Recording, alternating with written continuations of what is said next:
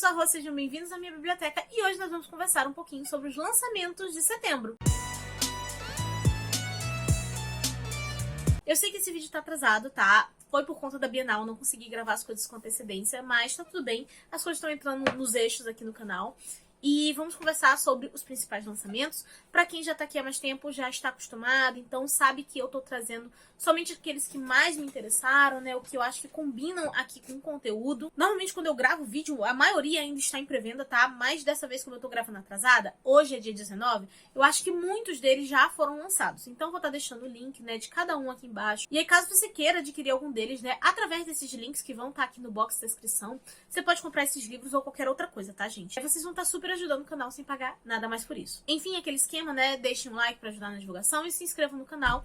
E à medida que eu for mostrando aqui, falando os livros, vocês me digam se vocês estão interessados em ler, se já adquiriram, vamos bater esse papo, tá? Agora, sem enrolação, começando pelo primeiro livro, que é, no caso, o Algoz no Paraíso. Esse é o primeiro volume de uma série, que quando eu vi a capa, eu achei que ele era fantasia, mas pelo visto ele vai ter um pouco de ficção científica também, porque a gente vai ter aqui uma estação espacial que abriga uma parcela da humanidade, e tem aquela divisão clássica, né, entre os pobres e os ricos, só que a gente tem uma jovem, né, que é dessa classe mais baixa, e ela acaba se infiltrando na área dos nobres porque ela quer vingança contra o próprio pai, que foi aí o responsável pela morte da mãe dela. E pra isso ela acaba se aliando a um nobre misterioso que promete eliminar os demais envolvidos dentro dessa situação, desde que ela dispute a Copa Supernova com o corcel Algoz do Paraíso. E pelo que tava lá na sinopse, gente, o que eu entendi desse corcel, né, é como se fossem máquinas que foram usadas pelos humanos na guerra em que eles foram expulsos da Terra. Achei a ideia interessante e aí só lendo, né, pra gente saber qual é o objetivo desse nobre com ela. E eu não vi ninguém falando sobre esse livro ainda, e eu confesso que ele só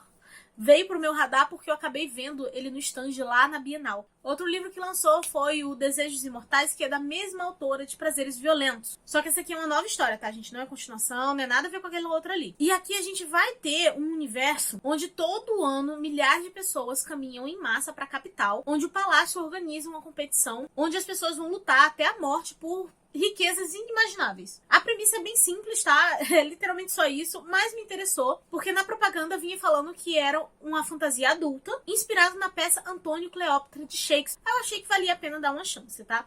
E pelo que eu vi, esse livro vai ser o primeiro de uma trilogia. Aí temos um livro aqui que está sendo vendido como uma comédia romântica dark, que no caso é o Cutelo e Corvo. E pelo que eu entendi, a gente vai ter 2 assassinos em série que tem o hábito de matar outros assassinos em série, só que em determinado momento os 2 acabam se encontrando e eles meio que ficam amigos e estabelecem uma competição ali pra ver quem mata mais assassino em série, só que essa amizade acaba se tornando algo mais. Eu não sei o que pensar exatamente dessa sinopse.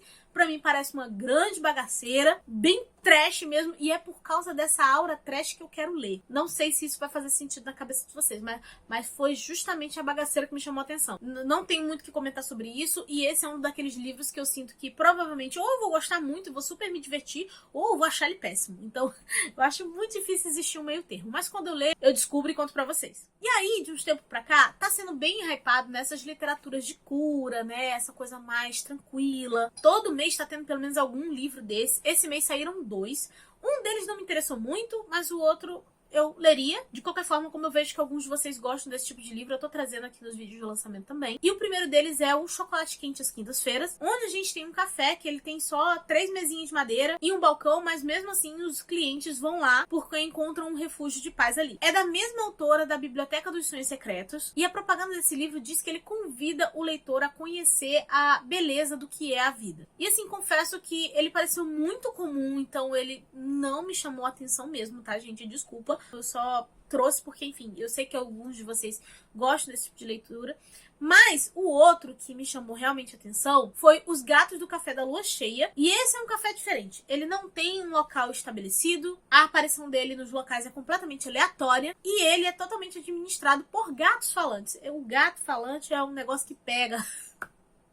É um negócio que pega pra mim, gente. Não tem como resistir a gatinhos falantes. E esses gatinhos são detentores de um curioso conhecimento. E aí, enquanto, né, as pessoas vão ali e bebem café, comem uns docinhos, aquela coisa toda, os bichinhos leem o mapa astral dos clientes. E é a partir do que os astros dizem é que eles conversam ali com a pessoa pra meio que mostrar pra ela em que ponto a vida dela desviou do rumo. A ideia dos dois livros, né, assim, sobre a vida, sobre autoconhecimento, é bem similar, sabe? É praticamente a mesma ideia, mas eu acho que eu preciso que esses livros precisam pelo menos ter algum elemento sobrenatural, alguma coisa assim de fantasia pra eu me interessar. Quando não tem, gente, eu confesso que eu sinceramente nem ligo. Agora, indo um pouquinho pros suspenses, e assim, indo pra um que eu não posso nem comentar muita coisa aqui por questão de spoiler ou qualquer coisa assim, é no caso A Empregada Está de Olho.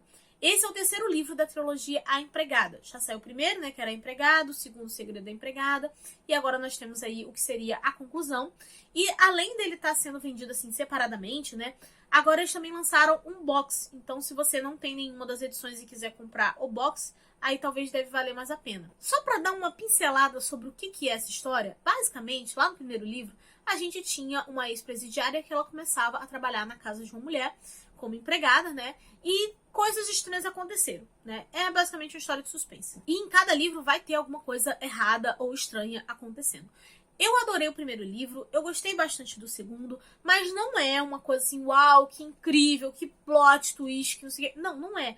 Mas ele é muito divertido. Ele é muito gostosinho de ler, sabe? Por conta disso, eu vou ler o terceiro livro também. Aí eu acho que quando eu ler o terceiro, fica mais fácil pra eu pegar tudo, né, que eu li e fazer um vídeo falando sobre a série com vocês, mas sabendo o que eu posso falar, o que eu não posso, o que é spoiler, o que não é. Eu acho que assim fica mais tranquilo pra gente conversar depois. E, inclusive, a gente vai lançar um outro livro, né? Assim, não faz parte dessa série, tá? Mas é da mesma autora. No caso, é o livro A Contadora. Aqui a gente tem uma contadora, ela é meio esquisita, né? Mas, assim, ela é sempre presente ali no trabalho, ela tem tudo cronometrado certinho, nunca falta o trabalho, até que um dia ela falta o trabalho, e isso é uma surpresa pra colega de trabalho dela, Natalie. Só que essa surpresa acaba se tornando em horror depois que ela atende uma ligação anônima na mesa da contadora. E nisso, a Natalie, ela vai se ver presa naqueles jogos de gato e rato, sabe? Que vai estar levando ela a se perguntar quem é a verdadeira vítima nessa história. E uma coisa é certa, alguém odiava essa contadora a ponto de querer matá-la. Não parece nada muito inovador, mas como os outros livros da autora que eu li foram divertidos, eu vou querer ler esse aqui. Agora, um que eu tô realmente ansiosa é O Que o Rio Sabe. Aqui a gente vai ter a Inês, que faz parte da alta sociedade de Buenos Aires, e ela sonha em viajar com seus pais, que são aventureiros, pra conhecer o mundo e tudo mais, até que ela recebe a notícia de que eles morreram, e ela herdou uma grande fortuna. Aí, ela querendo respostas, ela viaja até o Cairo, né, só com um caderno de desenho ali e um anel que o pai dela enviou pra ela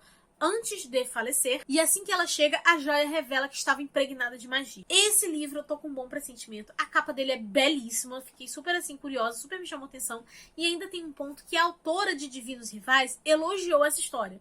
Eu amei Divinos Rivais. Inclusive, falando em Divinos Rivais, nós vamos ter aí o relançamento, só que agora em um box e com edições em capa dura. Gente, não vou nem falar sobre esse livro aqui, porque eu já comecei a leitura do segundo, né, que no caso é o Promessas Cruéis, e eu prefiro terminar, né, de ler pra fazer um vídeo falando sobre a duologia com vocês. Então, assim, eu nem fui ler mais sinopse nem nada do tipo. Aí, quando eu terminar, eu trago a minha opinião completa pra vocês. Já adianto aí, né, que eu amei o primeiro foi um favorito. Então, espero que o segundo também seja. Aí, um que eu tinha ficado interessada, e agora eu tô até mais interessada porque eu já vi algumas pessoas comentando, dizendo que era bom, é, no caso, o Massacre da Família Hope, que, no caso, no ano de 1929, teve um crime bárbaro que chocou ali o Maine, onde, basicamente, a família Hope foi brutalmente assassinada e só se salvou ali a filha mais velha, que consequentemente acabou se tornando a principal suspeita. E assim, apesar da cidade inteira considerar ela culpada, a polícia nunca encontrou provas contra ela. E essa filha nunca mais tocou nesse assunto, e ela também vive isolada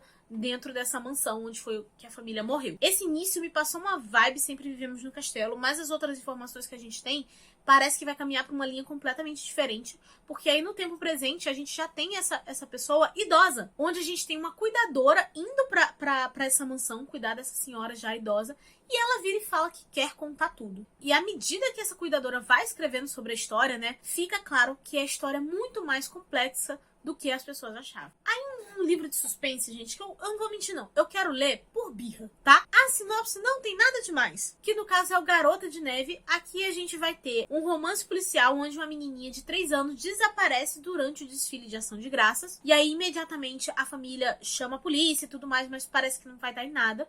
E a gente vai ter um estudante de jornalismo e o professor dela que se interessam pelo caso e começam a investigar sobre. É só isso. O que essa sinopse diz pra gente? Nada, entendeu? Parece um suspense bem comum. Mas aí o que a propaganda fala? o Stephen King espanhol. E, gente, parece que todo lugar quer ter um Stephen King pra chamar de seu.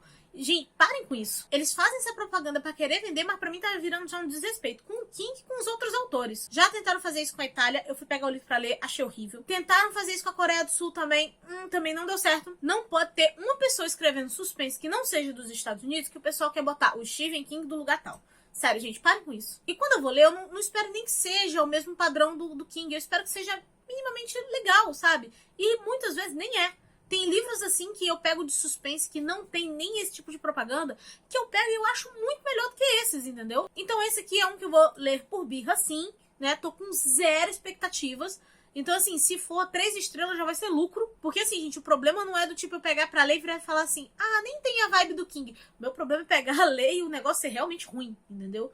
Então, vamos ver o que vai sair desse aqui. Eu literalmente tô na vibe do vou pagar pra ver. Aí a gente tem um livro aqui que eu vou só mencionar, porque eu simplesmente não posso nem ler a sinopse dele, que no caso é O Grande Jogo. Pelo que eu pude entender, ele é o primeiro livro de uma série. Mas eu não quis ler a sinopse para poder passar aqui para vocês, porque na verdade ele é o 5º livro dentro do universo Jogos de Herança. E eu tenho Jogos de Herança que eu ainda não li, então fiquei com medo de ler a sinopse desse e pegar algum spoiler de alguma outra coisa, sabe?